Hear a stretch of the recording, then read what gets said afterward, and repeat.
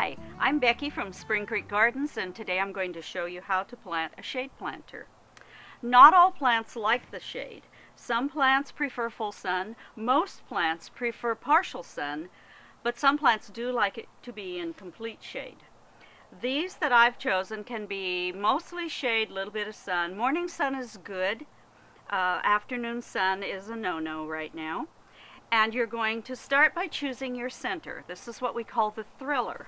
Whatever pops in your eye and whatever height you want your finished planter to be. You can do this without a tall plant in the center if you want a more uniform rounded look. We're choosing to use a heliotrope.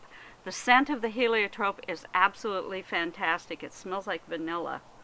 The next two components, we call these fillers.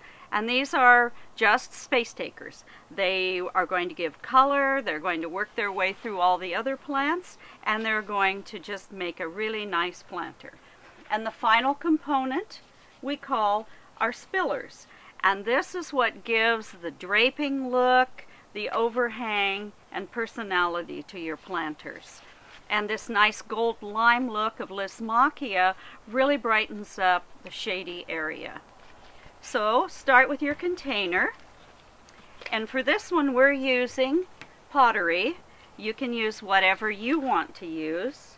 For our center plant we're going to choose a heliotrope, and this heliotrope looks like it's pretty dry. I could feel that because the pot was not heavy. So what we recommend that you do when you have a really dry plant is to get yourself a bucket of water, soak the plant, wait for the bubbles to stop coming out. That means that all of the plant has been saturated, the root ball is now wet, and it will now stay wet when you continue to water your plants. You'll also see that we have a lot of roots here, so we need to break that up. And to do that, you can just gently break your root ball. This one does it well because it is dry. You may have to pull the roots apart. Dig your hole. And you want to set the plant so that the top of the soil is just at the top of the mound for the plant. Pat your soil around it, and you're ready to go on to your fillers. So here you have a finished basket. And this is only one of many ways that you can plant. Here we've got New Guinea impatiens. And they make a beautiful basket by themselves. You might just use 3 of these in a planter and make a mono planter. Or how about using the bright green to offset the pink?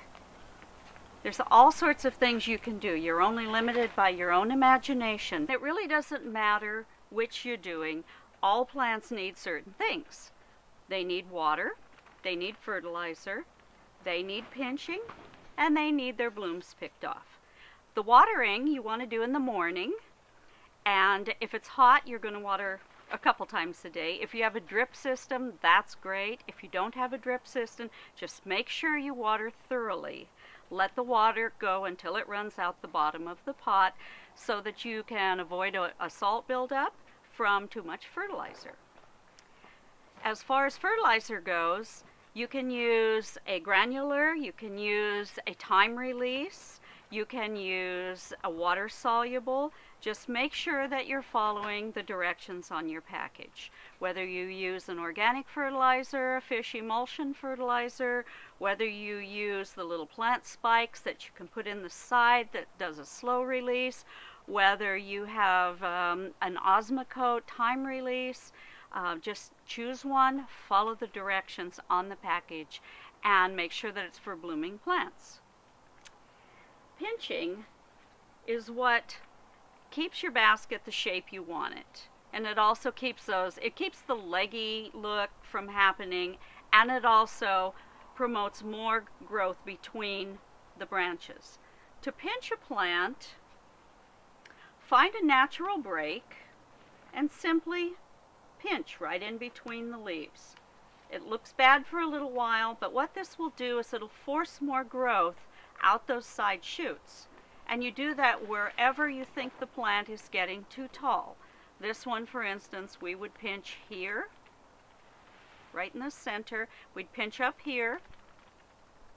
If you're planting your own planter, you probably want to wait about 2 weeks.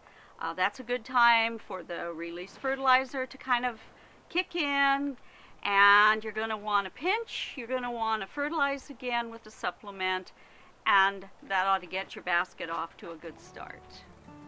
I hope you've enjoyed these tips for a shade planter.